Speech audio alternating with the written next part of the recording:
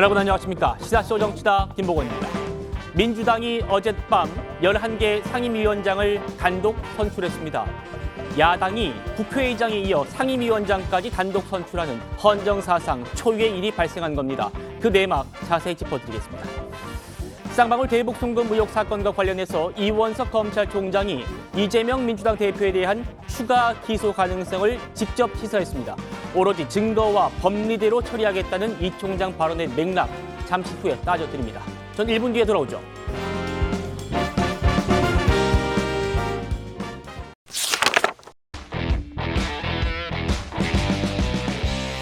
쌍방울 대북 송금 의혹 사건과 관련해서 이원석 검찰총장이 직접 이재명 대표 추가 기소 가능성을 시사했습니다.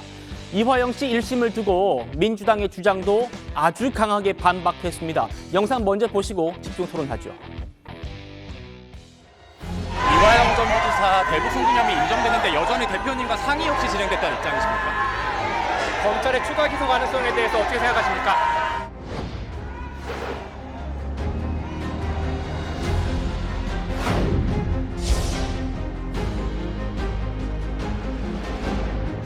수사는 어떻게 기소 계획도 있으신가요? 사건의 실체가 명확히 규명되고 또 그에 따르는 책임의 엄정이 물어질 수 있도록 진영과 정파 그리고 정당 이해관계를 떠나서 어떠한 고려도 없이 증거와 법리에 따라서만 수사하고 처리한다.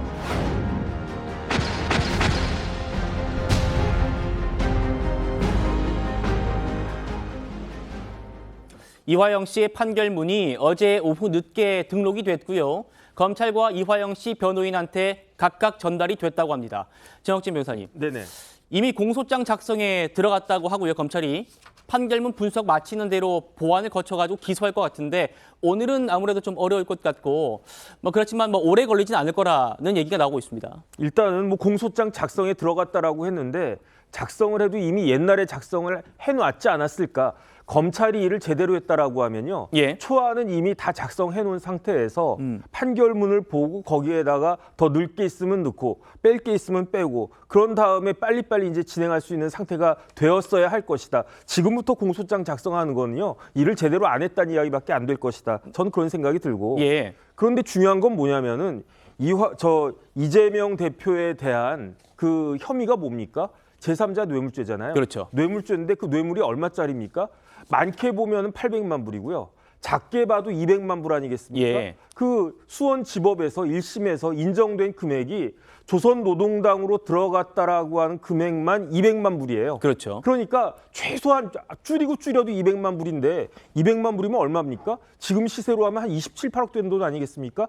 27, 8억짜리 뇌물을 갖다가 하면서 사건을 하면서 불구속 기소한다? 저는 처음 보는 것 같고요. 검찰이 왜 이러는지 모르겠다. 저는 영장부터 청구하는 것이 당연한 것이 아닌가 저는 그런 생각이 드는데 예. 왜 영장 청구한다는 이야기는 안 나오는지 그 부분이 저는 좀 희한하다는 생각이 듭니다. 네, 일단 지금까지 들리는 바로는 영장 청구는 하지 않고 불구속 기소하는 방침인데요.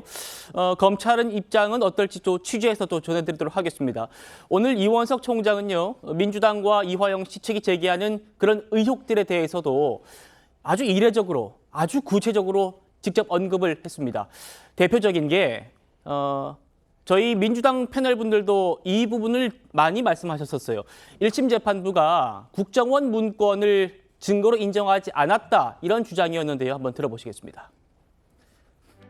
상식적으로 생각해서 어떻게 국정원 문건이 거짓말이고 김성태가 진실이고 방용철이 진실이라고 판단할 수 있습니까? 이번 1심 결과만 놓고 보면 재판부가 국정원의 공적, 객관적 증거는 깡그리 무시하고 쌍방울의 주가 조작 혐의를 눈감아준 것으로밖에 볼 수 없습니다. 대한민국 국정원의 대북 정보는 배제한 채 일각의 잘못된 주장과는 달리 국정원 문건을 유죄 판결의 주요한 근거로 삼고 있다는 것이 판결문을 분석한 결과 나왔습니다. 300페이지가량 되는 방대한 판결문을 현재 정밀하게 분석하고 있는 절차를 진행하고 있습니다. 판결문 분석 절차와 함께 수사에 대해서 차질 없이 진행하도록 하겠습니다. 신지호 의원님. 네. 검찰총장이 직접 확실하게 정리를 해줬습니다. 민주당이 그렇게 무죄의 증거라고 주장하는 국정원 문건 이번에 확실하게 재판의 주요 증거로 채택을 했고 그걸 다 반영해서 판결한 거더라. 우리가 300쪽짜리 판결문 다 봤다라는 게 지금 총장 설명입니다. 근데 지난주 금요일 오후에 그 이화영 씨 1심 판결이 나온 다음에 수원지법에서 보도자료 A4 용지 4장짜리 보도자료를 배포를 했는데 네. 거기에 보면 목록에요. 국정원 이른바 비밀 문건으로 보이는 게 그 목록에 들어가 있습니다. 그런데 이 왜 이렇게 민주당 쪽 사람들이 이걸 가지고 확신하게 됐냐? 제가 볼 때는 박지원 의원의 공로가 좀 큰 것 같습니다. 네. 국정원장 출신인 박지원 의원이 내가 그때 다 읽어봤는데 거기는 쌍방울 김성태 일당에 의한 주가 조작이라고 되어 있는데 그 명명백백한 주가 조작 사건을 이 검찰에서 이 대북 불법 이게 이재명의 대권 프로젝트를 위한 그걸로 바꿨고 그거를 판사가 받아들인 것이다. 잘못된 거다. 국정원장 출신이 그렇게 얘기하니까 다들 그렇나 보다 하고 저걸 다 물어버린 것 같아요. 근데 최소한 팩트 체크는 해보고 했어야 되는데 일단 저기서 무너져 버리잖아요. 그러면 더 이상 반론 제기할 게 없지 않을까 이런 생각이 듭니다. 예. 오늘 이화영 씨의 전 변호인이었고 그리고 방금 목소리 들으셨던 김광민 변호사와 지금 명예훼손 소송을 또 하고 계시는 설주환 변호사 나오셨습니다. 설 변호사님. 그러니까 지금 판결문이 어제 등록이 됐는데 지금 쟁점이 국정원 문건입니다. 이화영 씨 재판에 또 재판 조사에도 검찰 조사에도 들어가셨고 재판을 누구보다 잘 아시기 때문에 방금 들으신 것처럼 국정원 문건이 이번 재판에서 주요 증거로 채택이 됐는데도 왜 이후에 지금 거의 사흘째 넘도록 민주당에서는 국정원 문건이 증거가 채택이 안 됐다, 판사 잘못이다 이렇게 얘기를 하고 있었단 말입니다. 그러니까 그 국정원 문건을 가지고 어떤 일부 내용을 가지고 뭐 언론사에서 인터넷 언론사에서 뭐 이것이 쌍방울의 어떤 주가 조작의 어떤 근거가 아니겠느냐라고 얘기를 한 부분과 가지고 조금 얘기가 있는데요. 그 재판 과정에서 이 국정원 문건 자체가 증거로 채택 안 될 수가 없습니다. 예. 왜 그러냐면 이건 그 법정에서 이 국정원 문건을 당초에는 그러니까 검찰의 압수수색 형식으로 해가지고 국정원에서 제출받은 내용이거든요. 그렇기 때문에 이것을 법정에서 당연히 재판부에서 확인을 하고 또 여기에 대해서 심리까지 했는데 여기에 대해서 뭐 국정원 문건을 일부러 뭐 배척을 했다? 모르겠습니다. 그 내용에 있어서 신빙성이 없는 부분에 대해서 배척을 했다라고 하면 뭐 그 부분은 뭐 평론의 영역이기 때문에 뭐 그렇게 말을 할 수는 있겠습니다만은 어찌됐든 간에 그 문건 자체 증거 능력이 있냐 없냐 이 부분에 있어서는 증거 능력을 부여한 것이거든요. 당연히 네. 증거 능력이 부여될 수밖에 없는 상황이었고 그런데 이제 그걸 좀 민주당 측 의원들이 이 부분을 뭐 국정원 문건이 만약에 채택이 된다고 한다면 채택을 했다라고 한다면 판결이 달라졌을 것이다라고 얘기를 하는 부분은 그렇죠. 오히려 판결문을 확인을 해보면 예. 그게 말이 안 맞는다는 부분이 분명히 나오거든요. 예. 그렇기 때문에 저는 뭐 지금 판결문이 어제 밤 늦게 아마 등록이 돼 있어서 뭐 지금 이게 공개도 안 돼 있는 판결문이라 뭐 지금 이것을 어떻게 구해서 지금 분석하는 작업이 이루어지고 있을 텐데요. 그러니까 조금 이 부분에 대해서는 그러니까 법리적으로 판단을 해보면 너무나 뭐 명확한 얘기인데 그걸 너무 조금 호도하는 것은 아닌가라는 생각이 좀 듭니다. 그 이화영 씨 측이 어젯밤에 판결문 받았기 때문에 아마 분석을 하고 있을 겁니다. 국정원 문건이 증거로 채택됐구나. 이제 앞으로 어떻게 대응을 해야 될까라고 지금 분석을 하고 있을 텐데 정영재 변호사님. 네네. 그러니까 어제 판결문이 등록은 됐는데 일반에 공개가 안 되는 것 이게 바로 국정원 문건이 증거로 채택됐고 판결문에 그게 들어가 있기 때문에 그래서 지금 일반에 공개되는 게 늦어지고 있는 것 아니겠습니까? 그러면은 당연히 판결문에도 국정원 문건이 반영돼 있다는 얘기는 국정원 문건이 증거로 채택됐다는 얘기잖아요. 증거로 채택이 돼 있고요. 그다음에 조금 전에 신지호 의원님 말씀하셨지만 6월 7일에 수원지법에서 보도자료를 냈어요. 근데 보도자료를 냈을 때 그때 뭐 특가법상의 뇌물부터 쭉 그 혐의에 대해서 일일이 다 설명을 했는데 특히 외국환 거래법 위반은 두 종류 아니겠습니까? 스마트팜 비용 대납한 거 800만 불, 500만 불 중에 164만 불이 유죄로 인정이 됐는데 그 증거가 뭐냐? 첫 번째가 국정원 문건, 두 번째가 경기도 보고서, 네. 세 번째가 회의록 등 그런 것들이 있다는 거였고요. 그다음에 방북 비용이 300만 불 아니었습니까? 이 중에 230만 불이 인정이 됐는데 그때 증거가 무엇이었느냐? 경기도의 공문, 그다음에 경기도에 평화협력국장이라고 있었어요. 그때 이재명 경기도지사 때 그 평화협력국장의 메모, 심지어 북한 송땡땡, 아마 송명철로 보이는데 그 사람으로부터 받은, 경기도가 받은 영수증까지 다 증거로 다 확보가 되어 있다. 그런데 저 국정원이 어떤 국정원입니까? 윤석열의 국정원입니까? 아닙니다. 네. 저 국정원은 문재인 정권 때 국정원 문건에 이미 경기도지사 방북이나 스마트팜 비용이나 이런 것과 관련된 쌍방울의 대북 비용이 다 이미 국정원에 의해서 파악되고 있었던 것으로 그렇게 생각할 수 있을 것 같습니다. 예, 민주당 입장 들어보죠. 강성필 부위원장님. 지금 이원석 검찰총장이 아까 얘기를 보면 워딩을 보면요. 판결문 분석 절차와 함께 수사를 진행하겠다 이렇게 얘기했고요. 또 책임이 엄중히 물어지도록 하겠다 이렇게 얘기했단 말입니다. 이 얘기는 이화영 씨보다는 이재명 대표를 겨냥한 얘기라는 해석이 있습니다. 뭐 이원석 총장으로서는 사실 원론적인 얘기를 했다고 저는 봅니다. 뭐 그 자리에서 뭐 제대로 수사하겠다고 하지 뭐 대충 종결하겠다고 하겠습니까? 그런데 이제 문제는 이겁니다. 이 삼자 뇌물죄라고 하잖아요. 예. 그런데 이 김성태의 주장 외에는 이재명 대표에게 이화영 부지사가 보고했다는 게 없어요. 그러니까 이 김성태의 말도 지금 주장일 뿐인 겁니다. 김성태가 지금 그 보고했다는 거, 그리고 전화 통화를 했다는 것도 사실 이화영을 통해서 했다는 거 아니에요? 근데 이화영이 지금 보고하지 않았다고 얘기하고 있잖아요. 그리고 통상적으로 제3자 뇌물죄도 대법 판례상 보면은 입증이 매우 어렵습니다. 그러니까 합리적으로 의심을 하는 거하고 입증을 하는 거고 다른 문제인 거예요. 그래서 아마 추가 수사하겠다는 것 같아요. 그렇겠죠. 그러니까 이 결론적으로는 저는 그렇습니다. 이 김성태라는 사람이 자선사업가도 아니고 41억이나 되는 돈을 얼굴 한 번 안 본 이재명 대표를 위해서 대납을 했다? 근데 그렇게 큰 돈을 대납을 하면서 어떠한 증거, 녹취 이런 것도 남겨두지 않았다? 저는 이게 상식적으로 좀 의아하다고 생각을 하고요. 이 김성태라는 분도 정상적인 사업가가 아닙니다. 그리고 과거의 사례를 보잖아요. 과거에 청와대 변양균 전 실장이 신정아와 관련된 제3자 뇌물죄가 있었습니다. 그러니까 기업이 변양균 실장을 보고 신정아 미술관에다가 후원을 했다는 거예요. 그런데 이것도 결국에는 입증을 제대로 하지 못했습니다. 둘 다 뇌물을 받았다는 걸 인지를 했다는 걸 입증을 해야 되는데 그만큼 어려운 거거든요. 그래서 이것은 뭐 앞으로 검찰의 수사 그리고 기소까지 이루어지는가는 봐야겠지만 쉽지 않을 것이다 이렇게 보고 있습니다. 예, 지금 강성필 부위원님께서 민주당의 입장을 명확하게 말씀 주신 것 같아요. 그러니까 진술만 있지, 김성태와 또 이화영의 진술만 있지, 이화영의 진술도 번복되지 않았느냐. 명확한 증거가 없다. 증거를 내놔라. 이게 지금 민주당 입장인데요.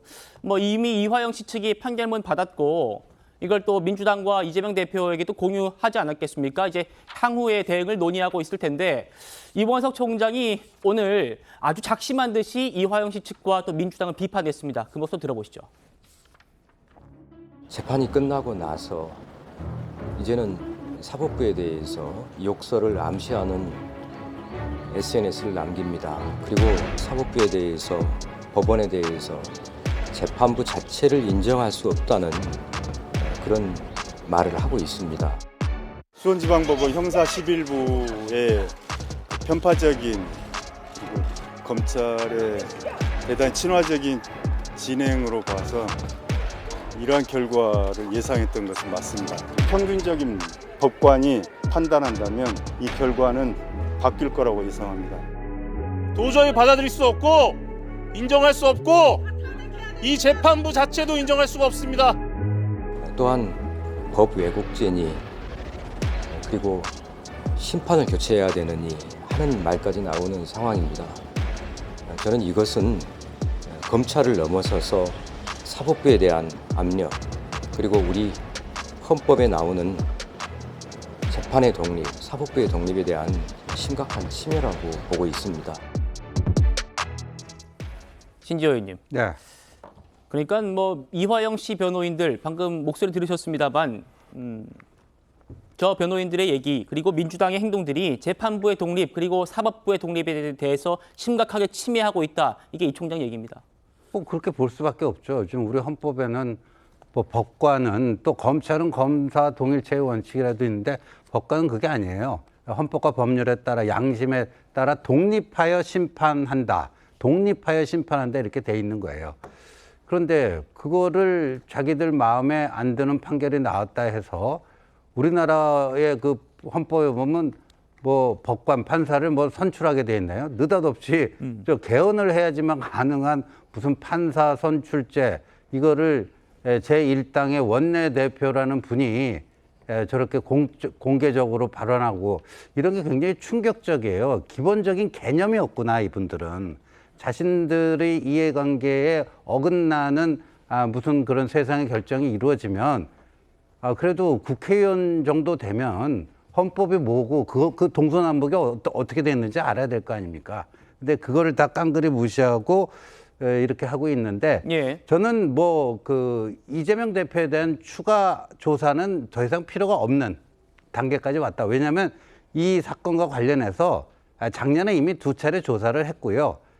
작년 9월에 수원지검이 청구한 구속영장을 보면 이화영 씨가 이재명 대표에게 최소 17차례 보고했다. 근데 거기에 대해서 이재명 당시 대표는 그건 이화영이 자기가 알아서 대북 사업 멋대로 한 거지 자기한테 보고한 적 한 번도 없다. 그렇게 얘기하고 있죠. 그렇게 얘기한 거 아닙니까? 그럼 요번에 한 번 더 소환 조사를 한다 한들 뭐 바뀔 게 있겠습니까? 전혀 바뀔 게 없죠. 쓸데없는 시간 낭비죠. 그래서 기소는 확정적인데 다만 아까 우리 정혁진 변호사 얘기한 것처럼 이 사건의 대북 불법 송금 사건의 공범들이 다 구속됐어요.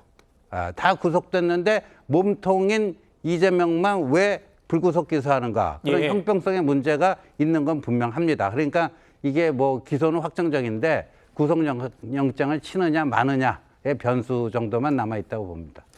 자, 이런 얘기가 왜 나오냐면요. 민주당이 검사뿐 아니라 판사, 그러니까 사법부까지 통제하겠다 이렇게 나서고 있기 때문입니다. 이원석 총장 아주 크게 우려스럽다는 메시지를 냈습니다. 이어서 함께 들어보시죠. 그런 어떤 그 계획은 갖고 있는 것은 사실입니다. 검사에게 책임을 묻는 가장 좋은 방법은 탄핵하는 것입니다. 철퇴를 가해야 된다. 이러한 특검 주장이라든지 또 탄핵 주장은 되풀이되어서는 안 됩니다. 앞으로 사법부의 재판과 판결 그리고 법원의 판사에 대한 특별검사와 탄핵까지 이어지지 않을지 몹시 걱정이 되고 이것은 우리 법치주의를 훼손하는 그러한 시도라고 생각합니다. 이러한 시도는 절대 있어서는 안 됩니다. 그래픽 바로 보시죠. 신 의원님 말씀처럼 지금 민주당은 박찬대 원내대표가 직접 판사 선출제를 언급하고 있습니다. 판사를 선출해야 한다 이겁니다. 자, 그리고 이 총장 언급했습니다만 법 왜곡죄를 지금 민주당이 만들겠다고 나서고 있죠. 판검사가 법을 왜곡하면 처벌하겠다 이런 얘기고요. 또 이성윤 의원이 주도해서 대북 송금 특검법을 발의한 상태고 또 뒤에 다뤄보겠습니다만 법사위를 장악을 하면 검사를 탄핵하기 용이하거든요. 검사 탄핵 소추하겠다. 그리고 피고인이 검사를 교체를 요구할 수 있는 검사 기피죄까지 이렇게 얘기를 하고 있습니다. 설주환 의원님, 여당에서는 이걸 지금 모두 단 한 사람을 위한 방탄이다 이렇게 보고 있는 거거든요. 어떻게 생각하십니까? 사법제도를 전반적으로 개혁을 하고 그런 과정에서 나온 얘기라고 한다면 뭐 충분히 뭐 그런 진정성을 인정할 수 있겠습니다만은 어찌됐든 간에 최근에 이루어지고 있는 민주당에서 얘기를 하는 내용 등은 어떤 그 사법제도 개혁에 대한 내용보다는 어찌 보면 그러니까 당대표를 지키기 위한 좀 이러한 조금 무리한 어떤 제도를 지금 계속 꺼내들고 있는 것은 아닌가라는 생각이 좀 듭니다.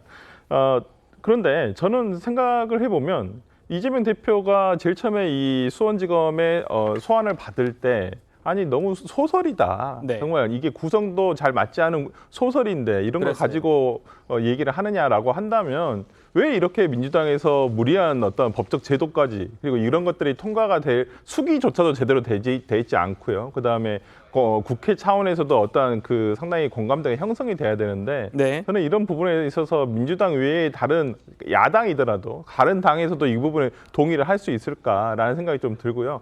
저는 이 제도 자체가 나쁘다. 아주 올바르지 않다 이건 아닙니다. 사법제도 개혁 차원에서는 충분히 수기가 이루어져야 된다라고는 생각을 하지만은 네. 어찌됐든 간에 지금 민주당에서 지금 이러한 부분에 대해서 제기를 하고 있고 그리고 수사 검사에 대해서 예를 들어서 수사를 하겠다. 뭐 특검을 하겠다. 지금 공수처를 만든 이유가 뭔가요? 이런 검사들의 어떠한 비위라든지 잘못된 부분이 있으면 공수처에 고발을 하라는 것이에요. 그리고 탄핵은 최소화돼야 됩니다. 근데 지금 헌법재판소에 손준성 검사 탄핵안이 올라가 있거든요. 근데 네. 지금 그 사건에서도 이 손준성 검사의 형사 재판의 결과를 보고 판단을 하겠다 했어요. 그렇다고 한다면 무작정 탄핵을 국회의 힘을 이용해서 탄핵을 할 게 아니라 수사를 통해서 이 사람들에 대한 어떤 형사적인 어떤 결론이 나오면 그걸 가지고 탄핵을 하는 것이 순서상 맞지 않을까라는 생각이 들어서 예. 너무 탄핵 카드를 뭐 입법부의 권한이라고는 하지만은 그걸 너무 남용하는 것은 아닌가라는 생각이 좀 듭니다.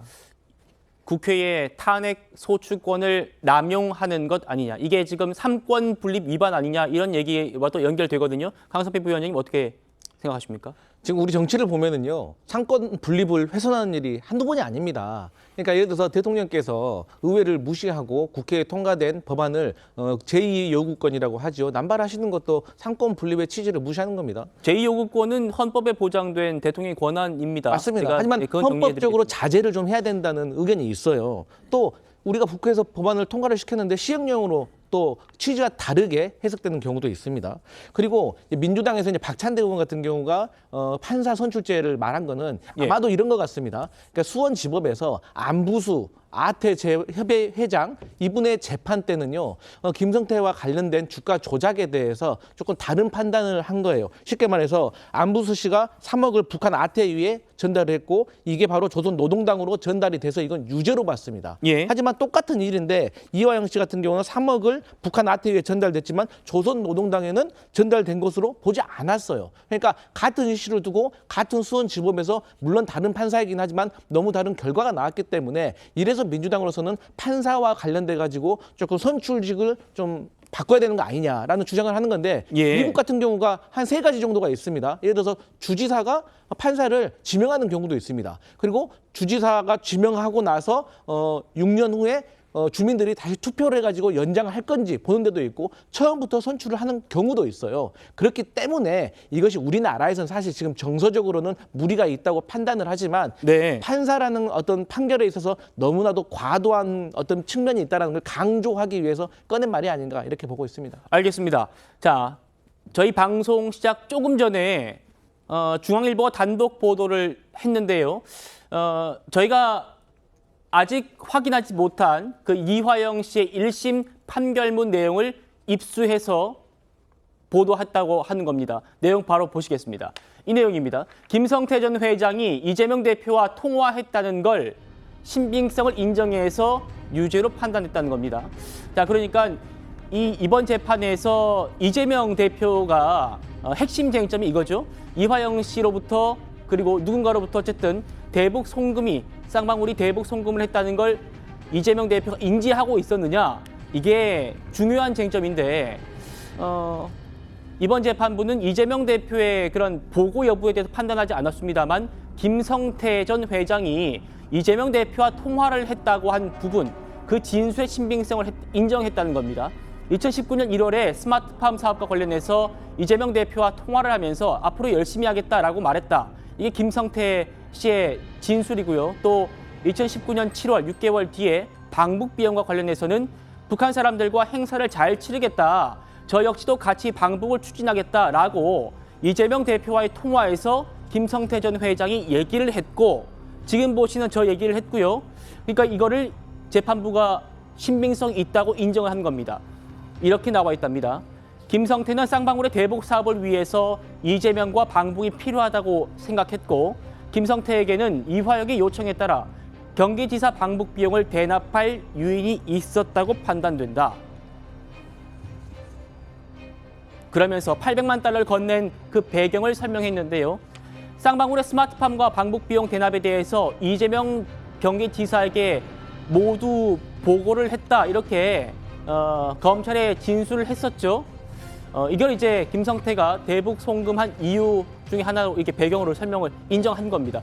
정영진 변호사님, 네네. 지금 중앙일보 보도 어떻게 좀 판단할 수 있을까요? 저거 뭐 이미 다 나왔던 이야기예요. 제가 확인한 바로도 2019년 1월 17일에 어디서 전화를 했느냐? 한국에서 전화한 게 아니에요. 중국의 선양에 갔습니다. 누가 갔냐면 이화영이 가고 안부수가 가고 그다음에 김성태 회장이 갔습니다. 그때 북한에서 누가 있었냐면은 송영철이 있었는데 무슨 명목으로 그때 선양에서 사람들이 만났느냐? 한국 기업 간담회라는 걸 만났거든요. 그런데 그때 이화영이 이재명 경기도지사에게 전화를 하면서 이재명 대표한테 그 김성태 회장을 바꿔줬더니 그 이재명 경기도지사가 고맙다라고 이야기를 했어요. 왜 네. 고맙다라고 이야기했느냐? 2018년 11월까지 스마트팜 비용 500만 불이 해결이 안 됐거든요. 그러니까 이화영이 김성태에게 500만 불을 해결해 달라고 그랬는데 김성태가 그 자리에서 확답을 주지 않았습니다. 그러다가 그 다음 달에 2018년 12월에 단둥에 갔는데 그때 단둥에 누가 갔냐? 김성태 안부수가 왔거든요. 거기에 북한에서 누가 나왔냐면 리오남이 나왔단 말이에요. 그 두 사람이 어떻게 설득을 했는지 2018년 12월에 가서야 김성태 회장이 500만 불 내가 부담하겠다. 그때 한 달 뒤에 결정을 갖다 한 겁니다. 내가 통 크게 한번 500만 불 쏘겠다. 그리고 난 다음에 2019년 1월에 200만 불 가지 않습니까? 네. 이런 것들을 쭉 보고 나서 이재명 경기도지사 입장에서도 북한에 500만 불 경기도에서 주기로 했는데 못 주고 있었는데 쌍방울에서 준다고 하니까 그러니까 전화로 고맙다라고 이야기했을 거 아니겠습니까? 이런 것들이 이게 소설이겠습니까? 충분히 합리적인 그 생각이라고 생각이 되고요.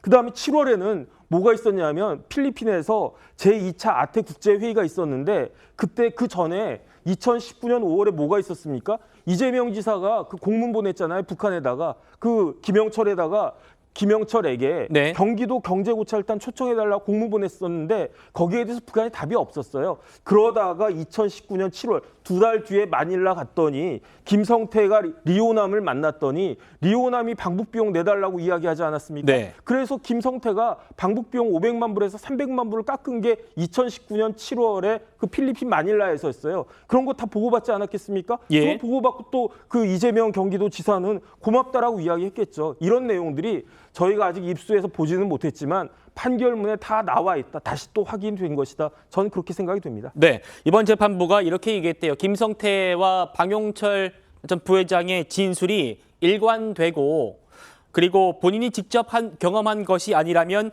알기 어려울 정도로 매우 구체적이어서 신빙성이 인정된다. 김성태 전 회장이 이재명 대표와 통화했다는 진술에 대해서 신빙성이 인정된다라고 판결문에 적시돼 있다는 겁니다. 자, 이런 내용들이 판결문에 담겨 있다면 앞으로 이재명 대표와 기소 이후에 재판에도 상당 부분 영향을 미칠 수밖에 없어 보입니다. 검찰은요, 또 쌍방울이 이재명 대표를 위해서 후원금을 쪼개기로 냈다는 그 의혹에 대해서도 본격적으로 수사에 착수를 했다고 합니다. 지난해 국민의힘에서 이 의혹에 대해서 이렇게 직격을 했었습니다. 들어보시죠.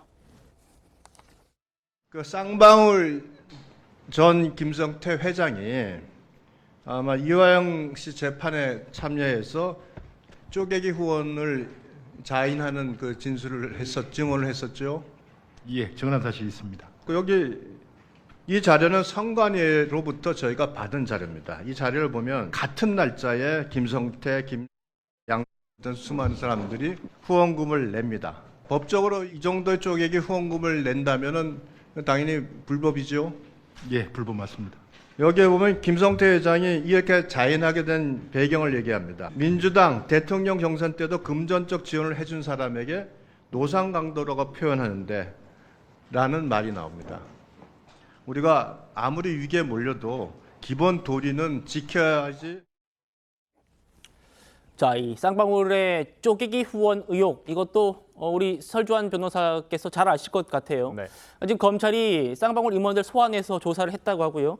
그러니까 이게 후원금이 실제로 전달이 됐는지 이재명 대표에게 그리고 이 과정을 이재명 대표가 알았는지 여부, 이것도 쟁점일 텐데 이것까지 다 수사를 한다는 겁니다. 네네. 그러니까 지금 후원금이 그 2018년 경기도지사 선거 때와 그다음에 2021년 대선을 앞두고 각각 수천만 원 또는 또 1억 5천만 원이 넘는 돈이 이제 쌍방울 관계자들 10명으로 쪼개가지고 이것을 후원했다는 것이거든요. 예. 왜냐하면 한 개인이 후원할 수 있는 금액 자체가 제한이 돼 있기 때문에 이 부분을 이렇게 나눠서 쌍방울 임원들이 각각의 이름으로 나눠가지고 지금 후원을 한 것으로 보이고요. 이거 자체는 위법사항이고 뭐 당연히 계좌이체를 했을 거예요. 이걸 뭐 현금으로 줄 수는 없는 부분이니까 현금을 줬다면 그건 더 문제가 심각해지는 것이고요. 그렇기 때문에 이 부분과 관련해가지고 그렇게 어려운 수사는 아닐 것이라고 보입니다. 보낸 사람들과 그다음에 이 문제는 당시 후원회가 따로 있었는데 이 후원회에서 이것을 이재명 대표에게 보고를 했느냐라는 건데 이재명 대표가 근데 그 대선 때는 저희가 기억을 해보면 대선 때는 상당히 이걸 후보자 본인이 알기는 굉장히 어렵거든요. 예. 그래서 그런 부분까지 일단은 뭐 조사를 통해서 확인을 해야 되지 않을까 싶습니다. 자, 그러니까요, 설 변호사님. 그러니까 이게 정치인들은 선거 때 후원회를 조직해서 후원금 받을 수 있잖아요. 네네. 그런데 이제 한도가 1인당 한도가 있는 거고 그래서 이제 쪼개기로 했다는 건데 이 자체만으로는 불법성은 없는 건가요? 어떻습니까? 아니요, 원칙적으로 이걸 쪼개서 할 수는 없겠거든요. 쪼개는 것 자체가 불법이라는 거죠. 그렇죠. 이것은 그러니까 어찌 보면 한 사람의 법인도 할 수가 없고 그다음에 한 개인이 그 이상의 범위를 넘어서서 할 수가 없는데 실질적으로 지금 검찰에서 보고 있는 것은 쌍방울이라는 어떤 김성태 회장 개인이라서 치더라도 개인의 어떤 후원 한도를 넘어서 했다라고 하는 것이거든요. 그렇기 때문에 그 자체로서 선거법 위반이 될 수 있다, 정치자금법 위반이 될 수 있다라고 보는 것입니다. 정치자금법 위반이 될 수 있다. 이 부분을 지금 검찰이 추가로 들여다보고 쌍방울 임원들을 소환 조사해서 지금 추가로 혐의를 밝혀내는 데 집중을 하고 있다 이 얘기입니다. 알겠습니다. 신지호 의원님, 그러니까 지금 이원석 총장 얘기를 봐도 이재명 대표가 이제 추가 기소되는 거는 시간 문제 같습니다. 그렇게 되면은 지금 이제 6개 사건에서 8개 혐의로 재판받고 있는데 추가로 더 늘어나게 되는 거예요. 최대 한 일주일에 한 3번 정도 재판받는 경우도 있던데 이렇게 되면은 4번 나와야 될 수도 있고 이제 쌍방울 대북송금 같은 경우에는 수원이 될 것 같고 당대 표직 수행에는 문제가 없을까요? 어떻게 보시나요? 글쎄요, 뭐 지금 뭐 최근에도 보면 일주일에 3번씩 나가면서도 당 대표직 또 이재명 유일 체제 완성 굉장히 스무드하게 잘 이끌어 나오고 있는 거 보니까 충분히 여의도와 서초동 경우에 따라서 이제 수원까지 좀 왔다 갔다 해야 되는 물리적인 시간이 좀 걸리더라도 해낼 수 있다라고 봐요. 근데 저는 일주일에 3번, 4번 재판받으면 너무 과한 것 아니냐 그런 건데 저는 좀 부족하던 거라고 생각합니다. 왜냐하면 검찰에서 너무 배려를 해줬어요. 예를 들면 지금 대장동 그 사건이 대장동만 있는 게 아니잖아요. 예. 백현동도 있고 위례 신도시도 있고 뭐 성남 FC까지 뭐 병합돼 있나요? 그러니까 엄청나게 서너 개 되는 사건을 막 병합을 해갖고 하나의 재판으로 이렇게 해주다 보니까 아마 대장동 그 재판은 1심 선고가 나더라도 한 3년 이상 걸리지 않겠는가. 예. 그러니까 이거는 이 검찰이 이재명 대표에게 엄청난 특혜를 준 것이다. 그러니까 그걸 건건히 다 재판을 받으면요. 일주일이 모자라요, 사실. 토요일, 일요일 해도 모자른 그건데 저거는 상당히 그 이재명 대표가 특혜를 입고 있는 거다 이렇게 생각을 합니다. 알겠습니다. 이재명 대표가 받고 있는 의혹 중에 하나가 또 이겁니다. 위증교사 의혹인데요. 위증교사 재판은 상당 부분 진행이 됐습니다. 이거는 이재명 대표가 고 김병량 전 성남시장의 비서인 김모 씨한테 성남시 그리고 KBS가 이재명을 주범으로 몰려고 했다라고 허위 증언을 해달라 이렇게 지시했다는 혐의를 받는 건데요. 2017년 대선 경선 때 후보 때 이 대표가 이렇게 얘기했었습니다. 들어보시죠. 검사 사칭은 제가 한 게 아니라 방송국 PD가 사칭해서 전화하는 것을 제가 검사 이름을 알려줬다는 이유로 누명을 쓴 겁니다. 갑자기 PD가 검사를 사칭하면서 전화했기 때문에 제가 검사 사칭을 도와준 것 아니냐는 의심을 받았고 재판 과정에서 공판 조서 또 통화 기록 이런 게 나오면서 PD가 이미 수차례 검사를 사칭해서 취재를 시도했던 것이 밝혀졌습니다. 제가 시켜서 한 게 아니라는 게 드러난 거죠. 결국은 도와준 걸로 인정이 되긴 했습니다만 하여튼 그 본질은 부정부패에 대한 이 폭로 행위 때문에 생긴 일이었다라는 점들을. 진실은 뭐냐? 판결은 뭐 1심, 2심 대법원에 나온 이 내용들이 진실입니다. 이재명 씨는 가끔 카메라 쪽으로 다가가 스피커에 귀를 대고 김병량 시장의 답변을 들으면서 저에게 추가 질문사항을 메모하거나 간단하게 적어주거나 나중막한 몫으로 보충 설명하고 만족한 답변이 없을 때는 사용에 동그라미를 읽겠습니다. 이렇게 나와 있습니다. 위증교사 의혹은 진작에 재판이 끝나도 끝났어야 한다라는 얘기가 나오는 재판입니다. 왜냐하면 이제 이재명 대표에게 위증을 교사받았다는 김모 씨가 모든 혐의를 다 인정한 상태이기 때문인데요. 일단 지난해 9월 때 이제 한동훈 전 법무부 장관과 이재명 대표가 이걸 두고 공방을 벌인 적이 있습니다. 그거 한번 이어서 들어보시고 얘기 더 나눠보겠습니다. 이재명 지사는 허위 증언을 통해서 재판을 방해하기로 계획하고 정진상과 김인섭을 통해서 김정을에게 접근하여 허위 증언을 요구했습니다. 육경도 사건 관련해서 위증 교사 또 다른 신작 소설을 시작하는 모양인데 그래도 기초적인 사실은 좀 확인하고 가시는 게 좋겠습니다. 정영진 변호사님, 이게 지금 재판이 길어진 게 계속 이재명 대표 측에서 증인을 추가로 신청하고 뭐 이런 모양인데 어제 재판에서 증인으로 나온 분이 있어요. KBS 당시 국장이에요. 이분이 이제 이재명 대표한테 KBS가 누명을 씌운 적이 없다라고 증언을 했습니다. 그러니까 이게 어떻게 된 거냐면요. 2018년에 경기도지사 선거할 때 이재명 후보죠. 그때 경기도지사 후보가 범죄 경력 조회를 갖다 쭉 했는데 거기에 뭐가 있었냐면은 검사 사칭죄가 들어 있었단 말이에요. 그러니까 유권자들 입장에서 보면은 경기도지사 후보자로 나온 사람이 뭐 그 검사를 갖다 사칭해 이상하다고 생각하지 않았겠습니까? 그러니까 거기에다가 이재명 후보자가 해명문을 붙인 거예요. 그 해명문이 어떻게 되어 있냐면은 특혜 분양 사건 대책위 집행위원장이던 후보자 이재명 후보자죠. 후보자를 PD가 인터뷰하던 중에 담당 검사 이름과 사건 중요 사항을 물어 알려주었는데 법정 다툼 끝에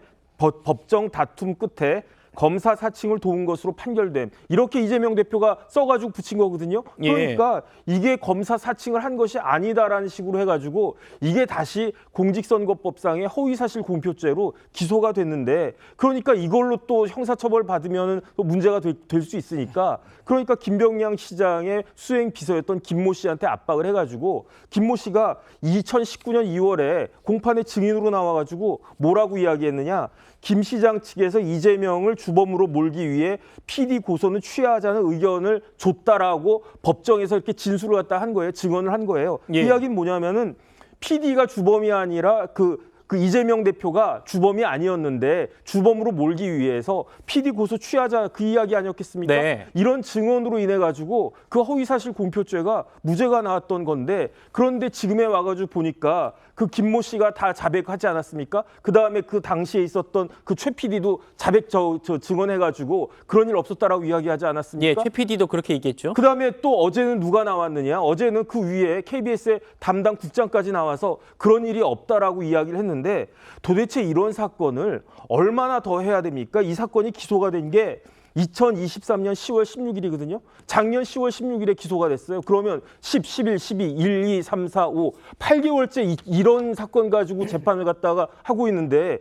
부장판사씩이나 되는 사람이 이런 걸 가지고 8개월씩이나 재판을 갖다 합니까? 제 생각에는 지금 민주당에서 뭐 법 왜곡죄를 갖다가 뭐 도입해가지고 어쩌고저쩌고 하자고 이야기를 하는데 제 생각으로는 법 왜곡죄가 심각한 게 아니라 판사의 재판지연죄가 심각해가지고 공직선거법이나 그렇게 명확하게 일정한 기간 내에 재판을 끝내도록 하고 있음에도 불구하고 그 기한을 지키지 못한 판사는 직무유기죄나 아니면 재판지연죄로 오히려 형사처벌받아야 된다. 저는 오히려 그런 생각이 듭니다. 예, 정 변호사님께서 이렇게 말씀 주시는 이유가 있죠.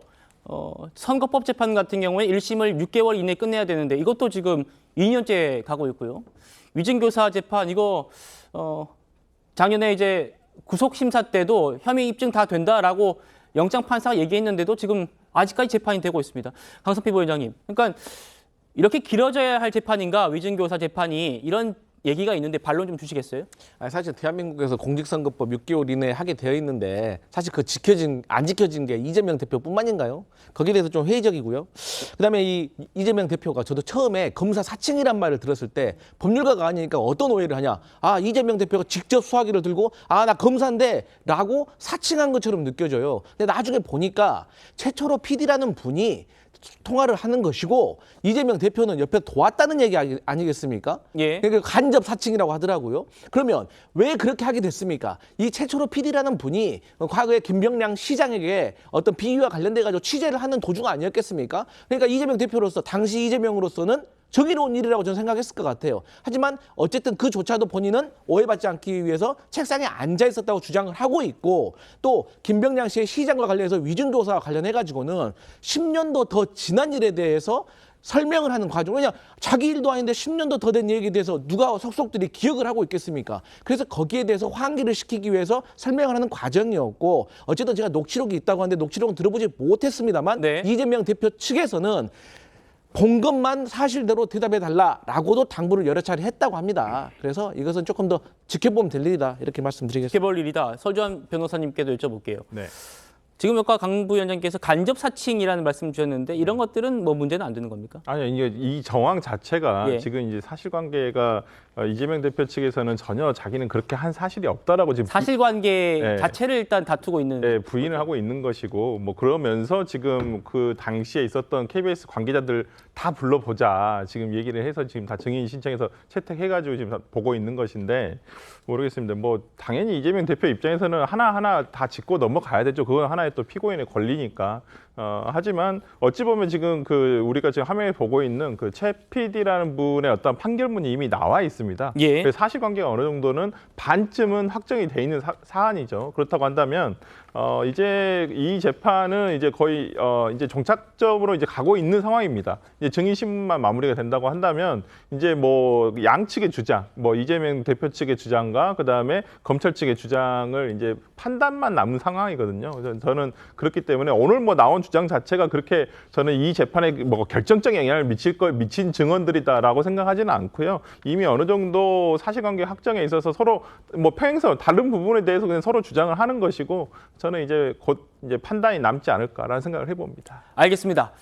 이재명 대표의 사법 리스크 어떻게 될지 지켜보면서요. 다음 주제로 넘어가겠습니다.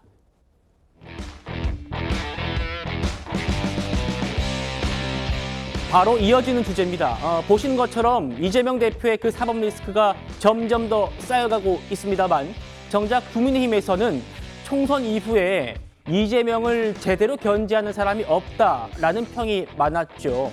하지만 최근에 이 사람의 화력이 단연 돋보입니다. 대장동 위례 사건부터 오늘 이 사건까지 이재명 의원이 공범이나 관련자로서 법원 심사를 거쳐서 구속된 사람이 총 21명이나 되고 불구속 기소된 사람은 더 많습니다. 이러한 대규모 비리 혐의 정점은 이 의원이고 이 의원이 빠지면 이미 구속된 실무자들의 범죄 사실은 성립 자체가 말이 안 되는 구조입니다. 다들 아시다시피 이재명 의원 변명은 매번 자기는 몰랐고 이 사람들이 다 알아서 한 것이라는 겁니다. 재판부도 판결에서 김인섭 로비스트가 이재명 대표와의 특별한 관계라는 점을 인정했어요. 그러면 정상적인 어떤 판단을 하는 법조인이라면 누구나 이재명 대표가 김인섭 로비스트보다 더 중한 형을 선고받을 가능성이 높아졌구나라고 판단할 겁니다. 많은 분들이 그렇게 생각하실 것 같은데요. 자, 이재명 대표가 대통령이 만약에 되더라도 앞서 보셨던 그런 재판들이 만약에 대법원에서 형이 확정되면 대통령직에서 사퇴해야 한다라는 헌법 84조 논란에 불을 붙인 것도 바로 한동훈 전 위원장이었습니다. 어젯밤에 본인의 페이스북에 또 글을 썼는데요. 같이 보시겠습니다. 이렇게 썼어요. 공범들이 줄줄이 무거운 실형을 받아서 이재명 대표 본인도 무죄를 못 받을 걸 잘 알고 있을 거다. 그래서 대통령 당선을 감옥 가지 않을 유일한 탈출구로 삼고 있는 것이다. 이렇게 분석을 했습니다. 신 의원님 공감하십니까? 예, 그 오늘 문화일보에 우리 헌법학계의 원로이자 권위자인 허영 교수님이 이 관련 칼럼을 썼는데요. 칼럼 제목이 대통령직은 피고인의 피난처가 아니다. 그런 제목입니다. 네. 그러니까 한동훈 위원장이 쓴 거랑 같은 취지의 얘기인데 지금 저 핵심은요. 헌법 84조의 불소추 특권 대통령의 그 소추에 그 이전 대통령 되기 이전에 진행되던 재판이 중지되어야 되는가 아닌가 그거 아니겠습니까? 근데 오늘 제가 새롭게 그 허영 교수 칼럼을 읽고 깨달은 사실이 네. 이미 우리 헌법은 여기에 대해서 명시적으로 다 정해놓고 있습니다. 우리 헌법 68조 2항인데요. 대통령이 거리된 때 또는 대통령 당선자가 사망하거나 판결, 기타의 사유로 그 자격을 상실할 때에는 60일 이내에 후임자를 선거한다. 이 조항이 있어요. 그래서 사실상 이 논쟁은 게임이 끝났다라고 봅니다. 왜냐하면은 이 보궐선거 규정이 있어요. 그것도 60일 이내에 대통령이 거리가 됐을 때 60일 이내에 보궐선거를 하도록 우리 헌법 68조 2항이 돼 있습니다. 지금 이 84조 그 해석을 둘러싼 논쟁이 나오니까요. 이재명 대표는 또는 민주당의 책임 있는 지도부에 있는 사람들은 여기에 대해서 아직까지 입장을 밝힌 바가 없는데 이른바 이제 민주당 쪽에 계신 분들이 이거는 재판이 포함되지 않는다. 왜? 이게 바로 임기를 보장하고 대통령직의 그 직무 수행의 안정성을 담보해주기, 보장해주기 위해서 입법 취지가 그렇게 돼 있는 거니까 그렇게 된다는데 아니 헌법 68조 2항에 대통령 보궐선거 규정까지 다 있습니다. 그러니까 더 이상 이거는 의미 없는 해봤자 의미 없는 거고 제가 아주 극단적인 예지만요. 살인 혐의자가 하급심에서 유죄 판결을 받고 법정 구속이 됐어요. 근데 대법원 확정 판결은 안 났어요. 옥중 출마합니다. 그래서 대통령이 당선됩니다. 그럼 어떻게 돼야 돼요? 그 사람 풀어줘야 됩니까? 살인자 대통령도 용인해야 됩니까? 이게 극단적인 케이스지만 지금 그 논리적으로 따라가면 그런 것도 불가능한 게 아닌 그런 현실이다. 저 며칠 전에 조선일보에 아주 재밌는 칼럼이 실렸어요. 가수 김호중 씨가 현재 위기를 탈출할 수 있는 유일한 방법은 정치 참여하는 거죠. 반어적으로 표현하신 그 칼럼이었습니다. 알겠습니다. 헌법 84조 논란은 뭐 헌법 학계에서도 그렇고요. 정치권에서도 상당한 논란입니다. 이거를 불을 붙인 사람이 한동훈 전 위원장이었던 걸 제가 말씀드린 거고요. 한 전 위원장도 아까 지적했습니다만 이 공범이 실형 판결을 받았다 이렇게 얘기했죠. 이재명 대표 사건들에서 아주 공통적으로 확인되는 그런 지점이기도 합니다. 판사 출신인 이수진 전 의원도 그걸 지적을 했었습니다. 다시 들어보시죠.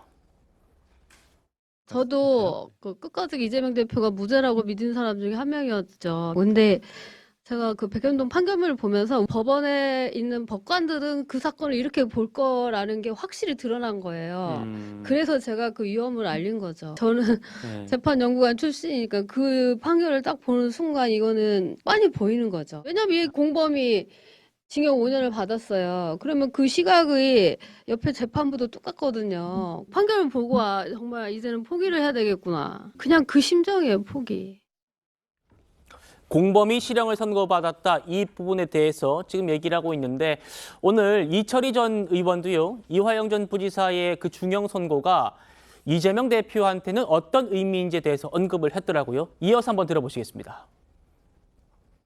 이재명 대표에게 보고했다 안 했다라는 건 판결문에 명시가 안 돼 있다라고 합니다만 구도상 논리적으로 보면 안 할 수가 없는 구도인 것처럼 비춰지잖아요. 저 판결대로로만 하면 이재명 대표로서는 상당히 무겁게 받아들일 수밖에 없는 거죠. 1심에서 그렇게 봤다라고 하면 신경 쓰이는 대목이고 이재명 대표로서는 이제 대통령 되는 것만 남았는데 그게 저게 얼마나 큰 장애물이 될지는 상당히 마음이 무거울 거예요.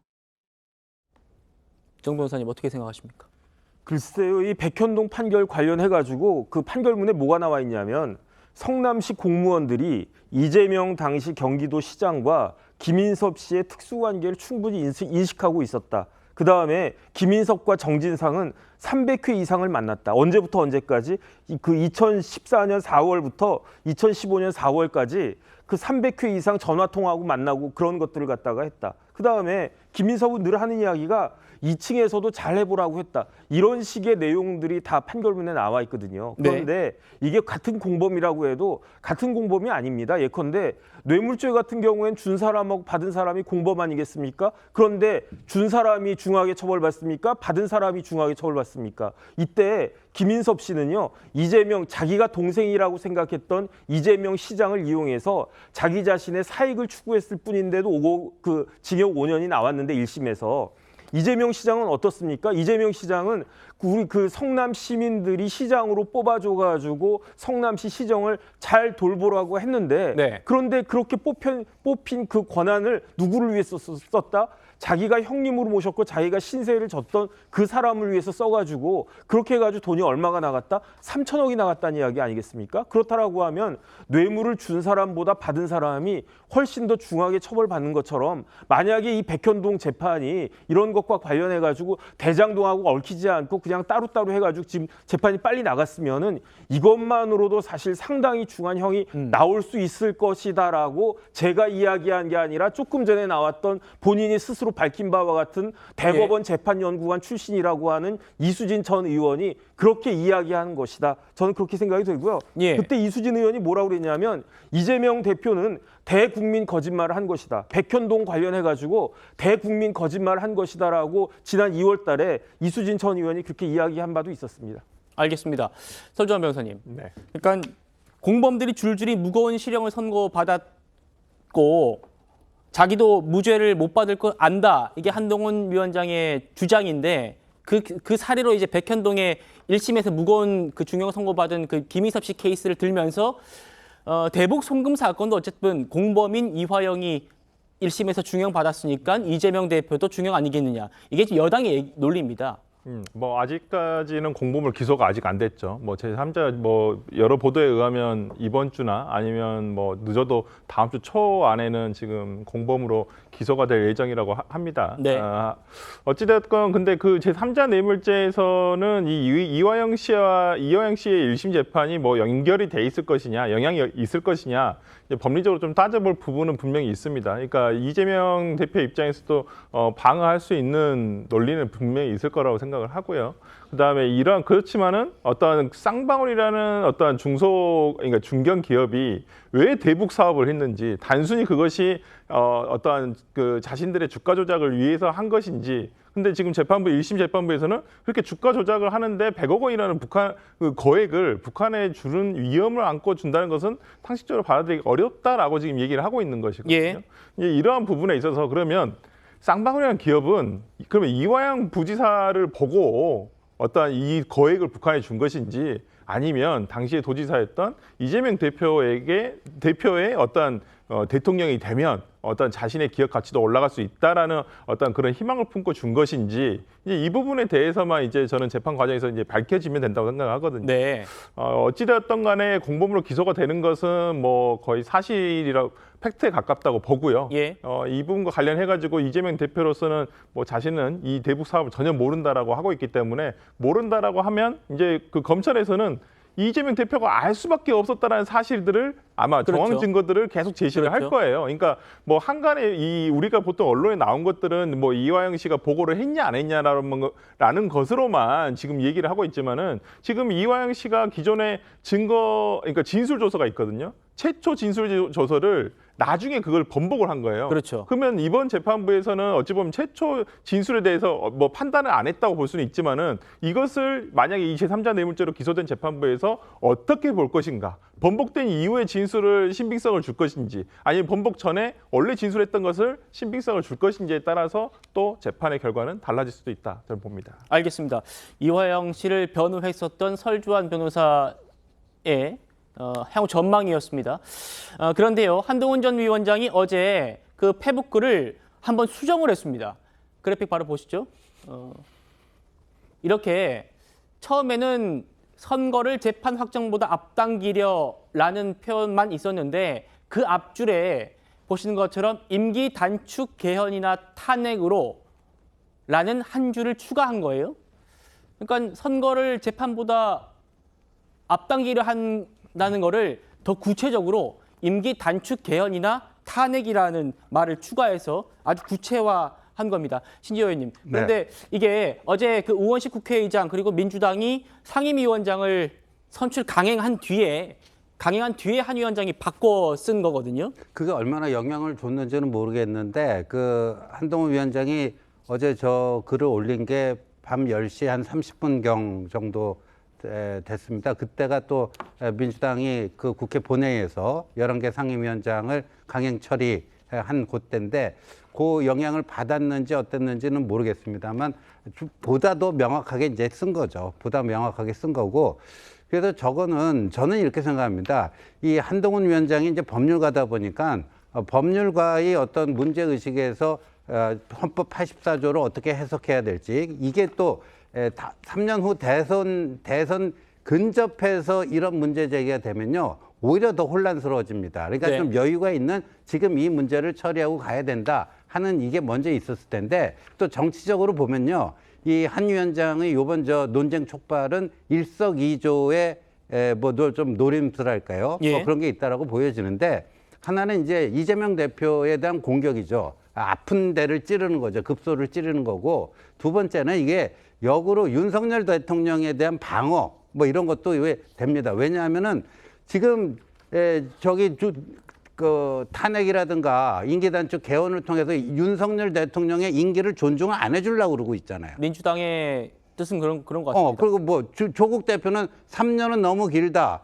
추미애 의원은 탄핵만 답이다. 뭐 이러고 외치고 있는 거 아닙니까? 그래놓고 이재명 대표 케이스 가면은 그거는 저 대통령 되기 전에 재판은 그 중단돼야 된다. 이러고 있는 거예요. 그러니까 전형적인 이중잣대죠. 그러니까 저 84조 논쟁에 쉽게 지금 이재명 대표나 민주당 지도부가 여기 참전을 못하는 이유가 참전하는 순간 스텝이 꼬이게 됩니다. 지금 자신들이 윤석열 대통령을 향해서 퍼붓고 있는 이것들이 논리적으로 설명이 안 돼 버려요. 이어지는 얘기 같은데요. 한동훈 전 위원장의 영입 인재 1호죠. 박상수 변호사가 어제 민주당 의원으로 법사위원장이 선출된 정청래 의원을 법사위원장에 왜 민주당이 앉혔는지 짐작할 수 있다라면서 이렇게 주장했습니다. 들어보시죠. 법사위원장은 탄핵 소추를 할 때 소추위원으로 역할을 하게 됩니다. 이 소추위원은 일종의 검사 같은 역할을 하게 되는 것이고 헌법재판소에서 탄핵의 취지를 설명하고 이 탄핵 소추된 내용이 헌법재판소에서 탄핵 결의가 나올 수 있도록 그것을 이끌어내는 역할을 하는 자리입니다. 민주당은 대통령의 임기를 단축시키고 대선을 빨리 치르겠다라는 의지가 굉장히 강하다는 생각이 듭니다. 법사위원장을 지켰다는 것은 그러한 의도가 분명히 존재한다고 생각을 합니다. 어제 정청래 의원이 법사위원장이 됐습니다. 그러니까 법사위가 어떤 곳이냐면 법원과 검찰에 영향력을 행사할 수 있는 그런 곳이에요. 그런데 그것보다 더 직접적인 얘기를 한 겁니다. 바로 검사나 판사를 탄핵할 때 법사위원장이 소추위원이 되기 때문에 강성인 정청래 의원을 무조건 안치겠다는 거다 이 얘기입니다. 강 부위원장님. 저는요 민주당이 정말로 탄핵을 생각해서 그리고 탄핵 소추할 때 검사 역할을 법사위원장이 하기 때문에 강성인 정청래 의원을 전략적으로 선택했을까요? 만약 그런 상황을 전제를 했다고 하면 박주민 의원을 했을 겁니다. 그러니까 말씀하신 것처럼 검사라는 건요 법률가예요. 그 어떤 국회 상임위장에서 토론을 하고 고성방가를 하면서 싸우는 그런 게 아니에요. 법적으로 논리와 증명에 따라서 소명을 해야 되는 그런 거기 때문에 법률가가 하는 게 맞죠.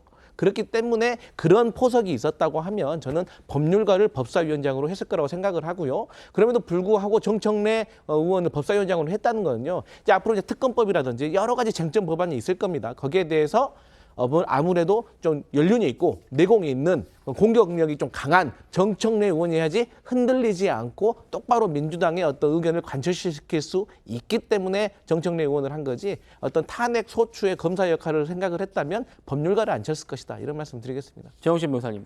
탄핵 소추 위원으로 하려면 법률가 법조인인 박주민 의원을 했겠지 왜 정청래 의원을 했겠냐 이 얘기거든요. 동의하시나요? 그런데 일단 법사위는 입법 절차에 있어서 굉장히 핵심적인 상임위 아니겠습니까? 그러니까 뭐 상원 뭐 위원이다 뭐 이런 이야기까지 나오는데 그런데 거기에다가 추가적으로 제가 봤을 때는 정청래 의원을 법사위원장으로 굳이 선임한 거는 되게 이제 조금 전에 말씀하셨지만은 법사위원장은 되게 법조인 출신들이 하지 않았습니까? 네. 그럼에도 불구하고 정청래 의원을 법사위원장으로 한 거는 제 생각에 이중적 목적이 있다고 생각을 합니다. 첫 번째는 누가 뭐라 그래도 이재명 대표 방탄이에요. 그러니까 법사위가 뭐 하는 데입니까? 어디를 관할합니까? 법원하고 검찰하고 헌법재판소 이런 데에 관할하는 거 아니겠습니까? 그러면 지금 법원과 검찰과 가장 이해관계가 많은 국회의원이 누구냐? 그 이재명 대표 아니겠습니까? 그러니까 그 이재명 대표가 재판받고 수사받고 있는 것 가운데에서 검찰 부르고 법원 부르고 법원행정처장 부르고 해가지고 압력을 얻기에 제일 좋은 데가 법사위인데 그러니까 법사위원장을 그 민주당 입장에서는 양보할 수 없는 거고 그러면서도 가장 강성인 정청래 의원을 본 것이다라고 하는 생각이 들고요. 그다음 두 번째는 박상수 변호사가 이야기한 것처럼 이제 탄핵을 갖다 고려했을 때 그걸 했을 수도 있는데 제 생각에는 탄핵 고려는 그렇게 쉽지 않을 겁니다. 왜냐하면 설마 탄핵이 되겠습니까? 의결 정족수가 그다음에 탄핵이 된다고 한들 탄핵을 법원에 그 국회에서 결정합니까? 아니잖아요. 헌법재판소 가야 되잖아요. 도대체 윤석열 대통령한테 어떤 잘못이 있길래 탄핵을 헌법재판소에서 결정할 것인가? 그건 난망한 것이기 때문에 오히려 탄핵에 대해서 너무 이렇게 지나치게 생각하는 거는 그거는 제가 봤을 때 현실성이 조금 떨어지는 것이 아닌가 하는 생각이 듭니다. 박상수 변호사 얘기는 대통령 탄핵까지보다는 지금 검사나 판사 탄핵, 그러니까 이재명 대표 방탄을 위한 검사 탄핵을 할 때 그 이제 법사위원장의 역할을 얘기를 하는 쪽이 가까운 것 같습니다만 설주환 변호사님, 저희가 취재를 해보니까요 이런 기류도 감지가 됩니다. 그러니까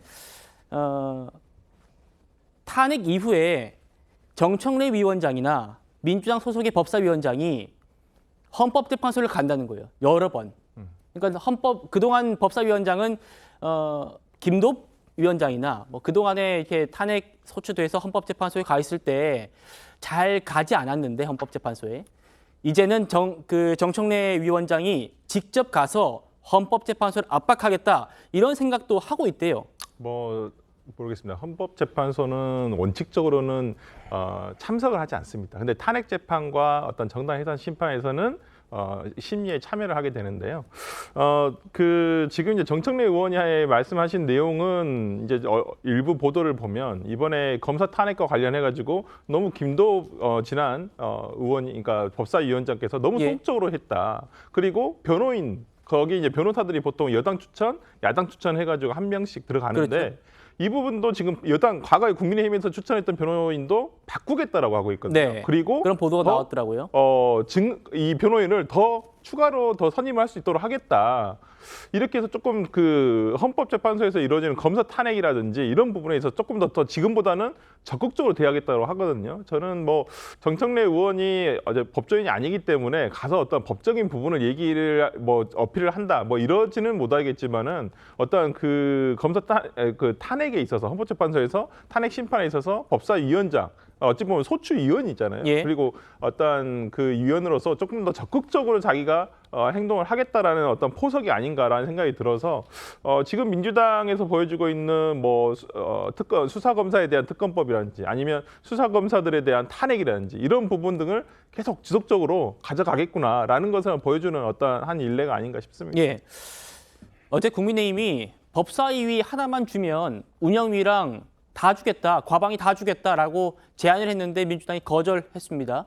그 이유가 아무래도 검사 탄핵에 대한 중요한 역할을 할 수 있는 법사위원장을 지키기 위한 것 아니겠느냐 이런 해석이 나오고 있는 거고요.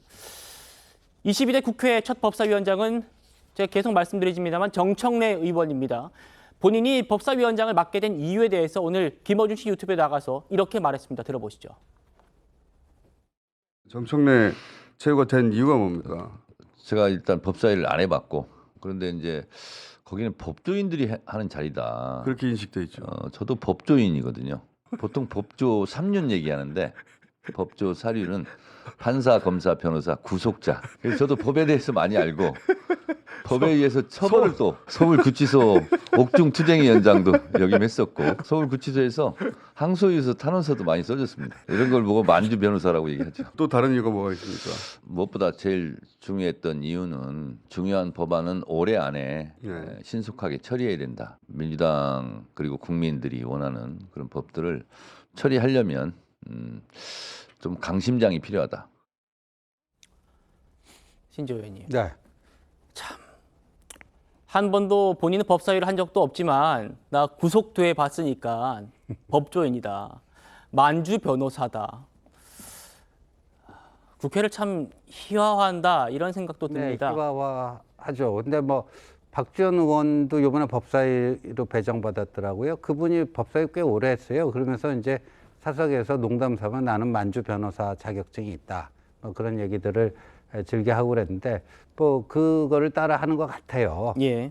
근데 저거를 그냥 뭐 김어준 씨 유튜브 뭐 그쪽 사람들만 보는 유튜브래지만 지금 이렇게 또 우리 TV조선을 통해서 소개까지 되는데 참 저런 얘기를 듣고 있으려니 참 자괴감이 좀 듭니다. 예, 이게 한나라의 국회에 서로 차지하려고 하는 국회의장 다음으로 중요하다고 하는 그 자리를 저런 식의 그 이유를 들어가면서 자기가 맡았다라고 하는 얘기를 들어야 하는지 그런 생각이 들고 제가 보건대는요, 예, 그 전문성은 전혀 고려하지 않고요. 예. 예, 밀어붙이는 그거를 아마도 그 평가를 해서 정청래 의원을 법사위원장으로 하지 않았나 이렇게 보여집니다. 예, 뭐 이번 주제는 이 얘기는 더 안 하겠습니다. 민주당이요 법사위를 이재명 대표 방탄으로 활용하려 한다는 그 지적은 법사위에 배치된 의원들 몇몇만 봐도 알 수 있다는 게 여당의 지적입니다. 같이 한번 보시죠.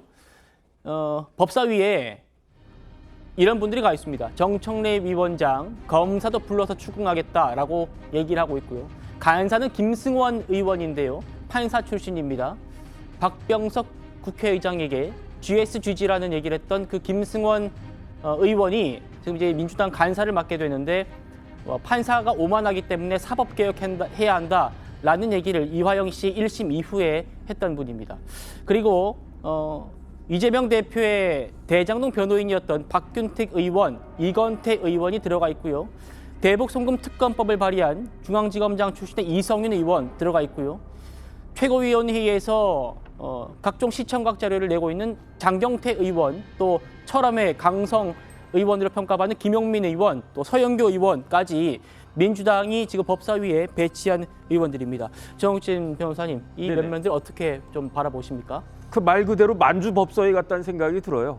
만주 변호사가 무슨 뜻이냐면요. 옛날에 독립운동을 하지 않은 사람들이 뭐라고 거짓말을 했느냐, 뭐라고 뻥을 쳤냐. 나 만주에서 독립운동했다 그랬거든요. 예. 그런데 그 만주에서 독립운동 했는지 안 했는지 지금에 와가지고 확인이 되겠습니까? 그러니까 저렇게 깜빵에 있었던 정청래 의원과 같이 정청래 법사위원장과 같이 감옥에 오래 있었던 경험이 있었던 사람들이 동료 그 사람들한테 거짓말하면서 나 변호사야 그러면서 무슨 변호사? 만주 변호사. 만주 변호사라고 한 말은요. 쉽게 말하면 가짜 변호사란 이야기거든요. 그런데 지금 법사위 면면을 갖다 보니까 아주 화려하고 그야말로 그 정청래 법사위원장이 이야기한 것처럼 정청래 법사위원장이 만주 변호사니까 정청래 그 법사위원장이 이끄는 지금 22대 초반 법사위는 만주 법사위 같이 될 것이다라고 저는 감히 예측이 됩니다.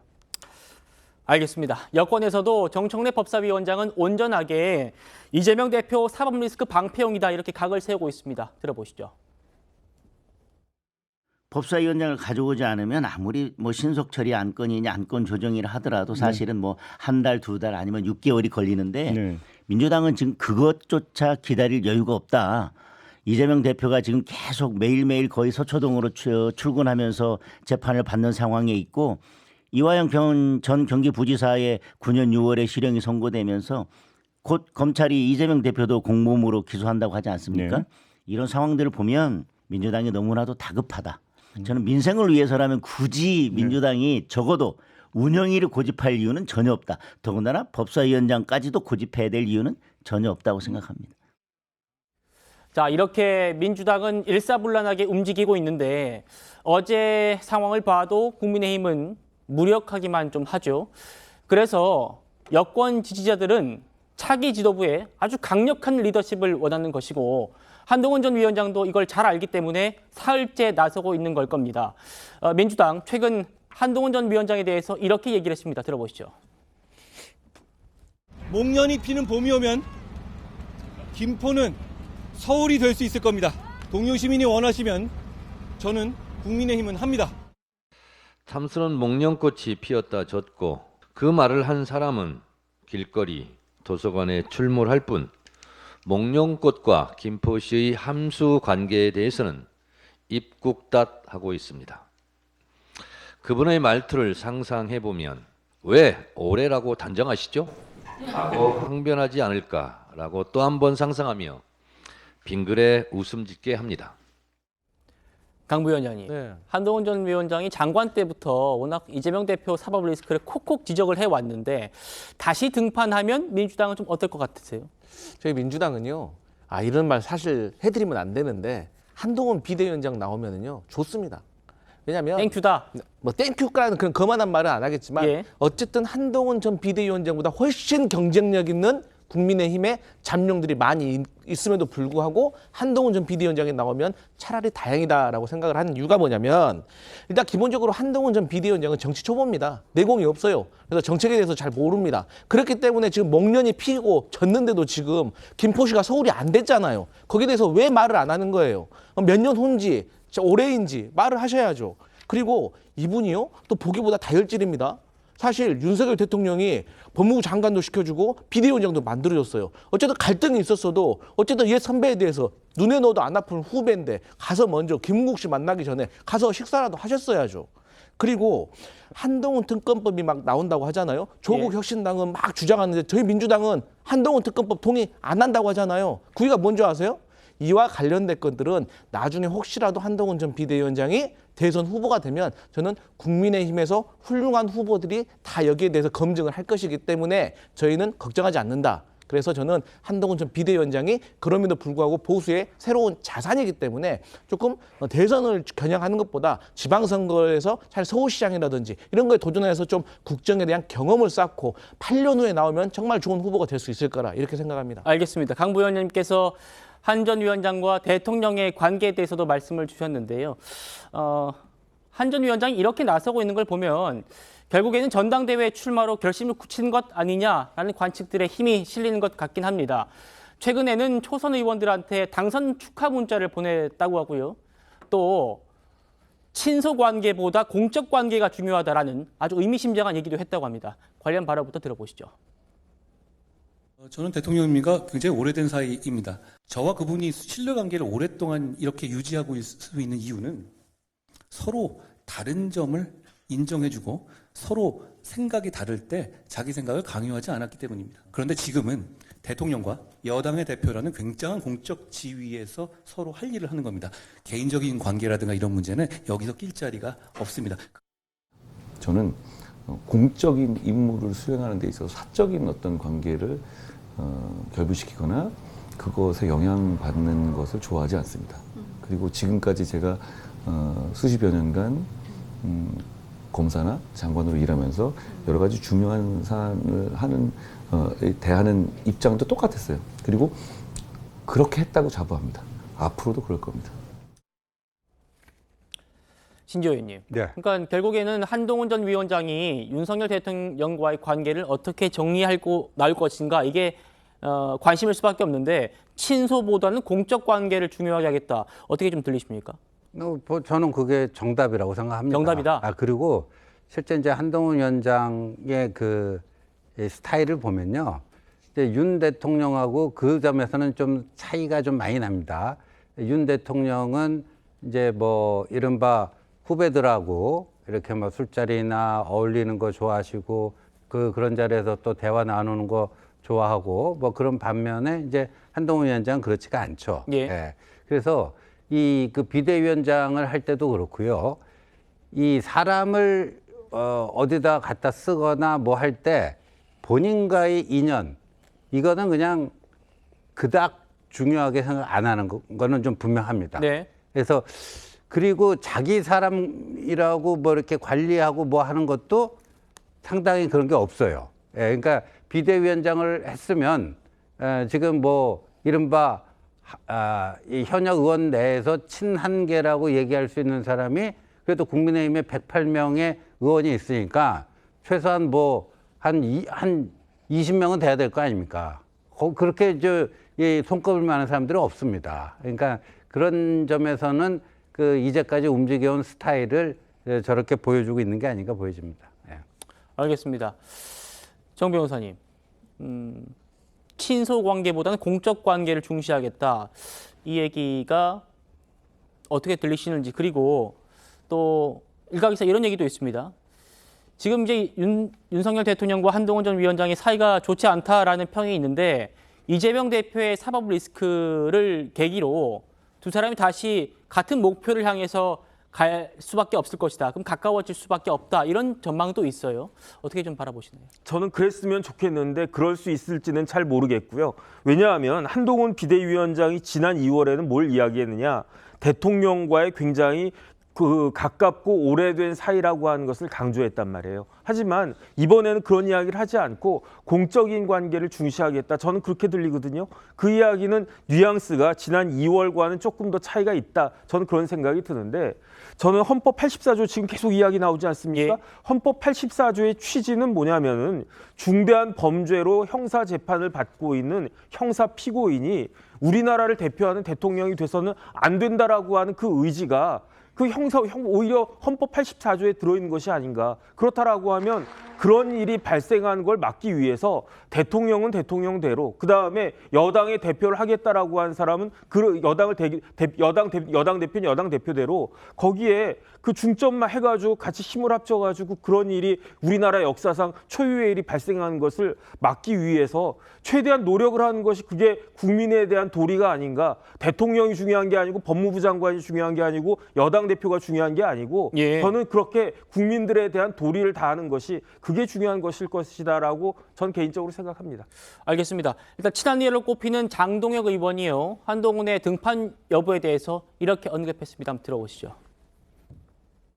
지금 이 상황에서 당원들이 원하고 당을 위해서 출마해야 된다라고 하는 많은 분들의 뜻을 따라서 출마하는 것 또한 저는 가장 적극적이고 아니면 한동훈 위원장에게는 가장 위험부담이 큰 행태의 정치적 책임을 지는 모습이다라고 저는 그렇게 생각합니다. 국민의힘 전당대회는요. 7월 23일로 가닥이 잡힌 것 같습니다.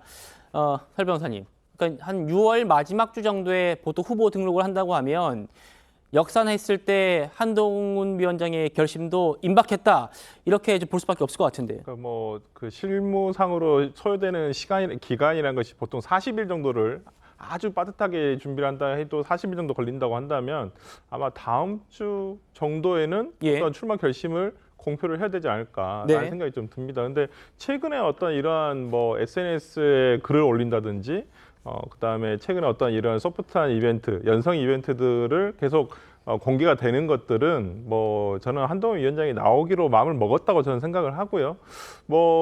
본인으로서는 참 이 국회의원, 그러니까 차라리 이번 총선을 통해서 국회에 입성을 못한 것이 약간은 오판이었다고 생각이 들 수도 있겠습니다. 그러니까 지금 어찌 보면 타이밍상으로, 그러니까 한동훈이라는 정치인이 먼 길을 생각해 봤을 때 정말 대통령까지 꿈을 꾸고 계시다고 한다면 글쎄요, 이번 당대표는 그렇게 도움이 되지는 않으리라고 보여요. 하지만 그러니까 어떤 의원도 아니고 아무런 어떤 신분이 있지 않은 상황에서 정치적 발언만을 통해서 계속 얘기를 하는 것은 굉장히 본인한테도 부담이 있는 것이거든요. 그렇다고 한다면 지금 의원이 아닌 신분에서 당대표를 함으로써 이 현실 정치에서 또 참여를 해서 계속 어떤 자신의 몸집을 키워간다라는 면에서는 불가피한 선택이 아닐까라는 생각이 들어서 어찌됐든 간에 이게 양날의 검입니다. 어찌됐든 간에 많은 정치권에서의 인사들이 평가하기로는 안 나가는 게 좋겠다라고는 하지만은 또 안 나가면 잊혀지니까 어쩔 수 없이 또 나갈 수밖에 없는 상황이 닥쳤기 때문에 저는 이제 한동훈 위원장이 나올 거라고 생각을 하고 아마 다음 주에는 또 우리가 이 뉴스를 다시 이제 하지 않을까 싶습니다. 일단 국민의힘 지지층에서는 한동훈 위원장의 출마를 바라는 분들이 많다는 조사들 굉장히 많이 나왔었습니다. 한 전 위원장은요. 또 이 서해대전 당시에 순직하신 고 한상국 상사를 기리는 그 책 제작 프로젝트를 직접 소개하기도 했죠. 이게 좀 큰 호응을 얻었습니다. 벌써 그 목표 모금액을 훨씬 넘겼다고 합니다. 저희가 한상국 상사의 부인 김한나 씨의 목소리 다시 한번 들어봤습니다. 서해 소원한 이후부터 쭉 이제는 메시지를 주고 받았거든요. 네, 그래도 이렇게 늘 잊지 않고 힘내시고 열심히 하시고 건강 잘 챙기시라 응원합니다. 항상 이렇게 한마디씩 꼭 이렇게 해주셨거든요. 자상은 그건 기본 베이스고, 그러니까 성품이 너무 좋으신 분 같다는 생각이 들었어요. 꾸준하게 이걸 챙기고 있다라는 그런 느낌. 이번에 이제 제가 이렇게 요청을 드렸을 때 흔쾌히 이렇게 바로 또 해주시고 이제 페북에도 또 올려주셔서 제가 너무 감사하더라고요. 폭발적으로 이렇게 흥행이 있을 줄은 몰랐거든요. 아, 이분의 저력인가 싶기도 하고 너무 감사했어요. 자, 김한나 씨는요, 나라를 지키다가 순직하신 우리 군인들에게 아주 그에 걸맞는 대우가 이루어져야 한다라고 촉구하면서 매주 월요일에 1인 시위를 하고 있는데요. 신지호 의원님. 네. 3월에 있었죠. 서해수호의 날 행사에서 한동훈 위원장과 만난 이후에 한 전 위원장이 아주 꾸준히 안부 연락을 주고받는다고 합니다. 네, 그런 것 같습니다. 그러니까 뭐 정치 초짜라고 뭐 잘하겠느냐 뭐 이런 지적도 있는데 오히려 정치권의 때가 안 묻었기 때문에 저런 좀 순수함이 있고 진정성이 묻어나오는 게 아닌가 싶고요. 오히려 저렇게 하는 게 그 다수의 또 국민들로부터 호응을 받을 수 있는 일이기도 하고, 제가 파악하는 이제 한동훈 위원장 스타일이 뭐 정치인들은 뭐 이렇게 허풍 떨기도 좀 좋아하고, 예. 폼 잡기도 좋아하고 그런데, 뭔가 하나 이제 저렇게 머릿속에 입력이 되면은 거기에 대해서 좀 지속적으로 꾸준히 그거를 이제 처리해 나가는 그런 스타일이고, 그게 나타난 한 단면이라고 보여집니다. 앞으로 뭐 저런 사례뿐만 아니라 비슷한 사례가 뭐 여기저기서 좀 본격적으로 활동을 하면은 발견되지 않을까 싶습니다. 알겠습니다. 정 변호사님, 지금 동아책 펀딩 이 목표 금액이 원래 300만 원이었는데 네네. 한 전 위원장이 이렇게 홍보하고 본인이 나서면서 3,500만 원, 그 10배 넘게 지금 모였답니다. 네네. 확실하게 호응은 있는 것 같습니다. 그렇죠. 호응이 있고 저는 아직 안 했는데 저도 한번 해볼까 하는 그런 생각이 예. 들 정도고요. 그다음에 다른 분도 아니고 우리나라를 위해서 자기의 그 목숨을 희생한 그런 유니폼을 입은 그런 분들 아닙니까? 이런 분들에 대해서 우리 사회가 더 경의를 갖다 표하고 그다음에 여러 가지 우리 사회가 해줄 수 있는 최대한의 존중을 해드려야 되는 것이 맞다. 저는 그렇게 생각을 합니다. 알겠습니다. 자, 다음은 놓치면 아까운 이 사람 이 뉴스 코너입니다. 바로 보시죠. 네, 첫 번째는 재선의 한수 이준석 개혁신당 의원과 배현진 국민의힘 의원이 보이는데요. 이준석 개혁신당 의원이 이 김정숙 여사 논란에 참전해가지고 배 의원과 공방을 벌여서 눈길을 끌었습니다. 직접 한번 들어보시죠. 상식적으로 김정숙 여사 많이 드실지 윤석열 대통령이 많이 드실지는 한번 상상해 봐야 되는 부분이 있습니다. 당장 이 사안에 끼어든 사람 보십시오. 배모 의원, 뭐 박모 의원 뭐 다 끼어들어가지고 절대 다수당이 야권인 상황 속에서 이거 1대1이라도 갔다가 윤석열 정부 수의계약 다 파헤치면 이거 정권 무너질 수도 있습니다. 그러니까 이런 무식한 돌격을 왜 하냐는 거예요, 저는. 우리 이제 이준석 의원님께서 이제 올해 등원을 하셨어요. 그래서 올 말에 국정감사를 한번 해보시면 이게 충분히 연말에 국정감사로 다 확인할 수 있는 사안이라는 걸 이제 배우시게 될 거예요. 근데 아직은 그 운영이나 국회 운영이나 이런 걸 모르시다 보니까 이건 신지호 의원님께 여쭤봐야 될 것 같습니다. 그러니까 이준석 의원은 김정숙 여사 건을 좀 겨냥했다기보다는 배현진 의원을 공격한 것 아닌가라는 얘기들 많은 것 같고요. 배 의원도 참지 않은 모습인데 두 사람이 원래 좀 악연이 있지 않습니까?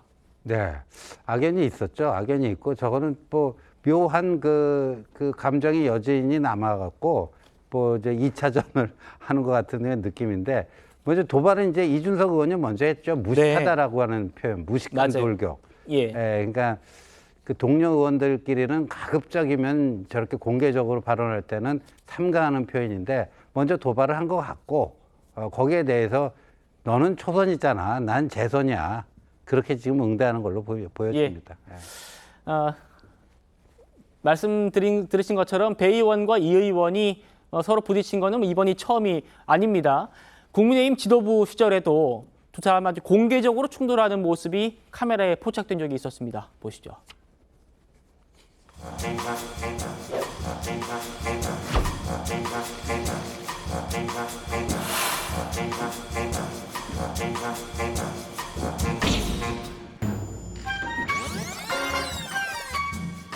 비공개 부분에서 나왔던 내용들이 자꾸 언론에 따옴표까지 인용되어서 보도되는 상황이 발생해서 오늘부터 비공개 회의에서 현안 논의는 하지 않도록 하겠습니다.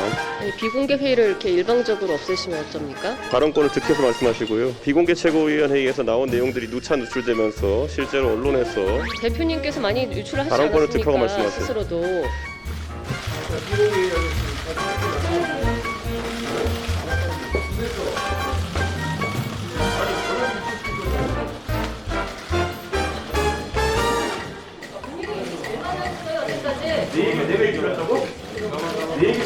언론에 나가서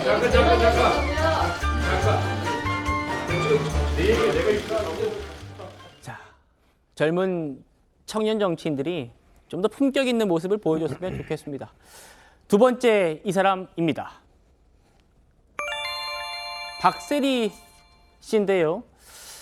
전 프로골프 선수 박세리 씨가 재단을 만든 게 있는데 이 재단이 박세리 씨의 부친을 사문서 위조 혐의로 경찰에 고소를 했답니다. 부녀 사이에 법적 공방이 벌어진 건데요. 박세리 재단 측 목소리 한번 들어보시겠습니다. 관련 기관에서 재단 측으로부터 희망재단 명의의 문서가 들어왔는데 이게 희망재단 측에서 정말로 작성한 것이 맞냐 이렇게 확인 요청이 들어왔습니다. 저희는 전혀 모르는 사실이라서 어떤 문서인지 보여달라고 했고 그 문서에 대해서 이제 내용이라든지 박세리 희망재단의 인장이라든지 위조되어 있는 걸 처음 알게 되었습니다. 그러니까 제가 좀 설명을 드리면은 국제 골프학교 설립을 두고 좀 문제가 있었던 모양이에요. 재단 측 변호인 얘기는요. 박세리 씨의 부친이 딸과 협의도 없이 일을 진행을 했고 그 과정에서 이 재단 법인 도장을 위조까지 했다는 겁니다. 지금 재단 홈페이지에는 이런 또 안내문도 게재가 돼 있다고 합니다. 자, 이런 겁니다. 최근 박세리 감독의 성명을 무단으로 사용해서 진행하는 광고가 확인됐는데 박세리 감독은 뭐 계획과 예정도 없다. 그러니까 비영리 단체 재단 법인으로 정관상 내국인 학교 설립 및 운영은 불가능하다. 뭐 이런 얘기를 지금 재단의 홈페이지 상단에다가 이렇게 해놓고 있다는 겁니다. 설주환 변호사님. 네. 그러니까 박세리 씨가 결국 이 재단의 이사장으로 있기 때문에 박세리 씨가 딸이 아빠를 상대로 지금 고소를 한 거예요. 그러니까 형식상으로 보면 박세리 재단이 지금 고소를 한 겁니다. 예. 뭐 실질적으로는 이사장으로 있는 박세리 씨가 뭐 아버지와의 관계가 이제 사적인 관계가 얼마만큼의 골이 깊은지는 모르겠습니다만은 어찌됐든 간에 이 고소 사건에서는 피해자는 박세리 재단입니다. 재단 법인이기 때문에 예. 이 박세리 희망재단에서 아마 이걸 사문서 위조 형식으로, 왜냐하면 이 재단에 어찌 보면 피해가 갈 수 있는 사안이거든요. 그렇기 때문에 이것을 고소를 하게 된 것이고, 아무래도 고소를 하기 전까지 바로 고소를 하지는 않았을 거예요. 분명히 박세리 이사장이 부친에게 어떤 이러한 부분에 대해서 얘기를 했을 것이고, 이러한 부분이 계속 수정되지 않고 있었기 때문에 어쩔 수 없이 이제 법적으로 갈 수밖에 없지 않았을까. 그냥 뭐 무작정 바로 이걸 고소를 한다? 그렇게 보지는 않고요. 하여튼 뭐 두 분의 어떤 사이에 대해서 이렇게 뭐 추측하기는 좀 그렇지만은 어쨌든 간에 이런 법적인 문제가 되어서 이렇게 참 국가대표 골프 감독으로서의 어떤 박세리 선수에게 참 안 좋은 일이 벌어진 것 같아서 조금 안타깝다는 생각이 많이 듭니다. 알겠습니다. 사실 뭐 박세리 씨가 본인이 골프를 시작한 건 아버지 때문이다라면서 부친에 대해서 아주 그런 마음을 좀 담아서 방송에서 얘기를 하기도 했는데요. 강선필 부위원장님, 그러다 보니까 이번 좀 사건이 좀 대중들한테도 안타깝게 다가오는 것 같습니다. 그러니까요, 이게 연예인들 그리고 유명인들이 사실 이제 성공한 다음에 부모 자식 간에 어떤 송사가 많이 생기는 게 원인이 돈인 거죠. 그러니까 이제 박세리 씨 같은 경우는 사실 아버지가 박세리 씨를 이렇게 따라다니면서 케어를 해서 박세리를 유명한 세계적인 골프 선수로 만들었잖아요. 그래서 보통 우리가 골프 데디라고 하거든요. 그렇게 힘들다고 해요. 그리고 나서 박세리 씨가 여러 잘 돼서 어떤 재단을 만들었고, 이런 거에 대해서 아버지가 어떤 과거에 어떤 딸과 본인과의 사적 관계를 조금 도를 넘어서 조금 침해한 것은 아닌가 걱정되고 예. 어쨌든 뭐 박수홍 씨라든가 장윤정 씨라든가 이런 우리한테 사랑받는 어떤 연예인들이나 유명인들이 부모 자식 간에 이렇게 갈등을 이렇게 보이는 모습을 보면 참 안타깝고 빨리 원만하게 좀 해결됐으면 좋겠다 이런 말씀 드리고 싶네요. 예. 박세리 씨의 그 변호인은 박세리 씨가 고소한 게 아니고 재단이 고소한 거다 이렇게 좀 구분은 하고 있습니다만 이 재단의 소유주가 박세리 씨다 보니까 사실상은 딸이 아버지를 고소하는 것 아니냐 이런 해석이 나오고 있습니다. 박세리 씨 과거에 가족에 대한 마음을 이렇게 드러낸 바 있었습니다. 한번 들어보시죠.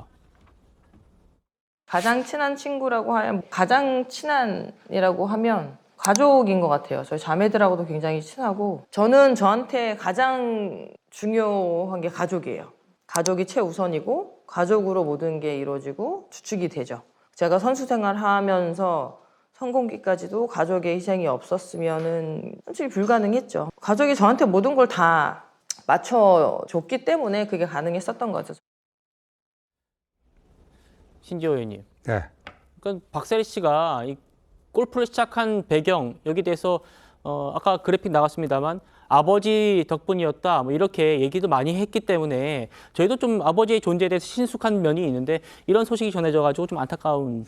글쎄, 저도 뭐 지금 그 해명으로는 잘 납득이 안 되거든요. 여하튼 뭐 재단이라는 법인격이 법적 조치를 취한 건데 거기에 뭐 소유주가 박세리 씨다 보니까 그렇게 뭐 무슨 얘기인지 좀 어리둥절해지고 하는 건데. 네.